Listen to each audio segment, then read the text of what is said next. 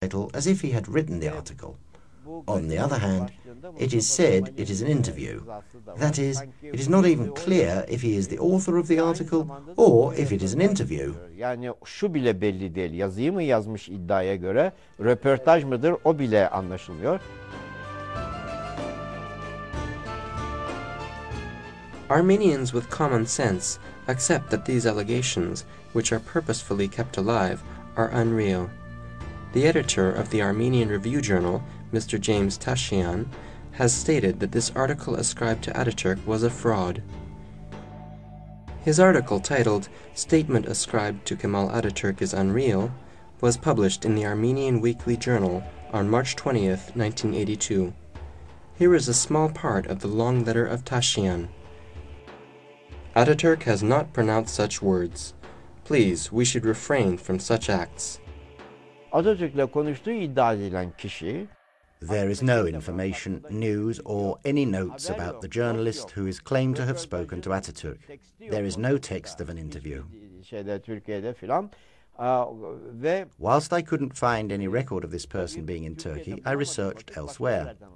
For instance, I applied to the Swiss embassy. I inquired if someone of this name had ever come on this date. They could not find any record of the visit, and they informed me that the visit did not occur.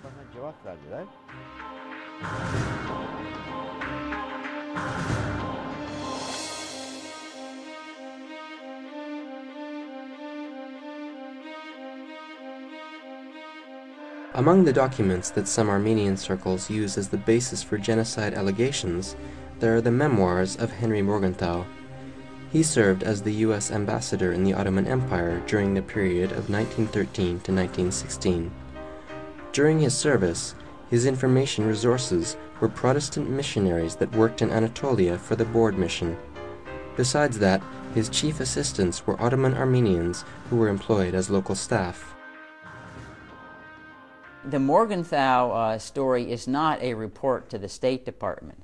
It's a book written afterwards. In fact, when the British sought to prosecute 140-some Ottoman Turkish detainees on Malta, they asked the State Department, you have any cables, have any reports that would show a massacre? State Department reported back, said, no, we don't.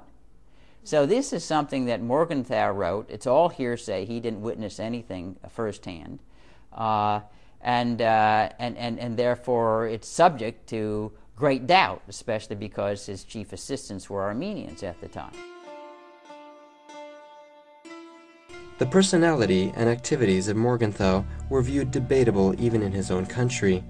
Instead of his memoirs, the official reports of the following U.S. High Commissioner Admiral Bristol were accepted as reliable.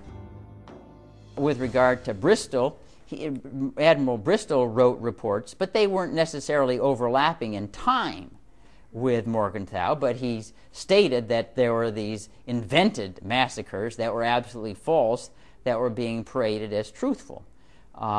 So there obviously is, two views at two little different points in time, and Bristol, I think, was more on the ground than Morgenthau. Another resource used as a basis for genocide allegations is the Blue Book. The Blue Book is a publication of the World War I British Propaganda Office. The British established a propaganda office during World War I. This office published numerous books, brochures, and communiques for propaganda purposes. The publication known as the Blue Book is one of these. Mavi Kitap, Toynbee tarafından yazılmış değildir. The Blue Book was not written by Lord Bryce. Toynbee edited it. The book is a compilation of news from various sources. No newspaper had any representatives in the region during the war. These are all made-up news items. They did not refrain from publishing them as if they were real incidents. This is what the Blue Book is.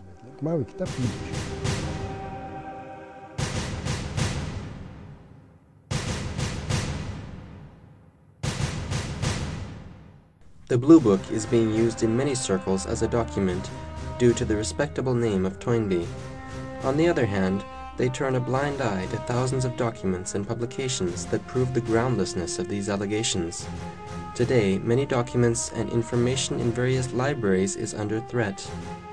It seems rather strange that anything that you find and you find reference to that's unfavorable to Armenia all at once mysteriously disappears out of an archives or disappears out of a library.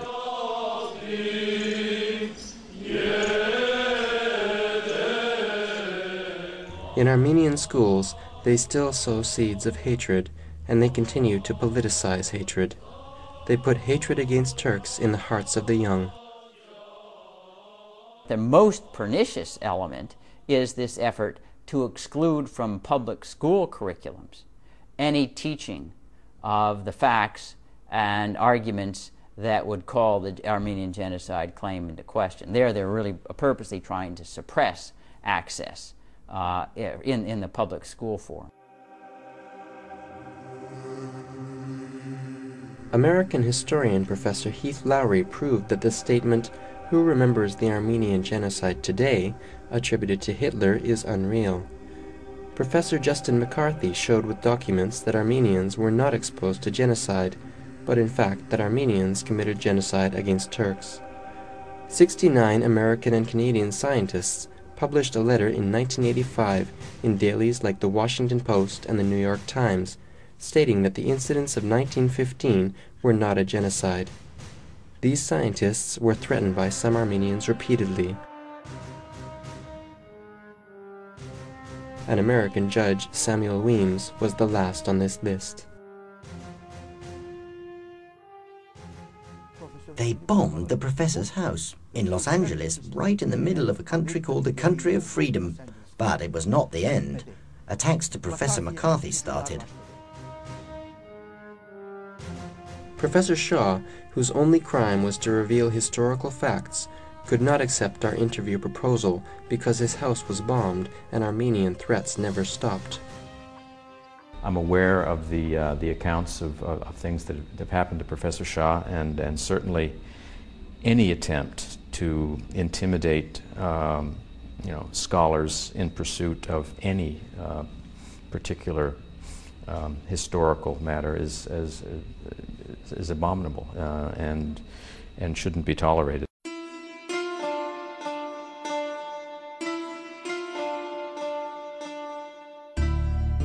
Even as late as the 21st century, fanatic Armenian nationalists still continue their efforts to silence the peace advances by means of blood and violence. Parliaments of Western states who serve for different goals try to keep the Turkish state under pressure with genocide allegations. Despite everything, Armenians and Turks keep their wish to live together and build the future together, and express this wish on every opportunity. Oggi si chiede conto, dopo 80 anni. After 80 years, an account of the so-called Armenian genocide is requested. Now, as an Italian, as an heir of the Roman Empire, right or wrong, should I be responsible for what African Sione did in Carthage? 80 years, 800 years, or 1800 years, they are all the same to me. I address the diaspora. I address them for the following. Do not get stuck in 1915. There is a reality of Armenia now. If you think of your offspring, your people, look for ways and make efforts to make it possible for the two nations to live together like we do here.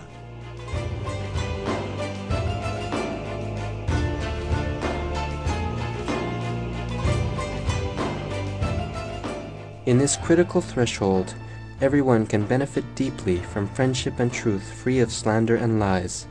From the very start of Sora Gelin, this is what we wanted to remind people of.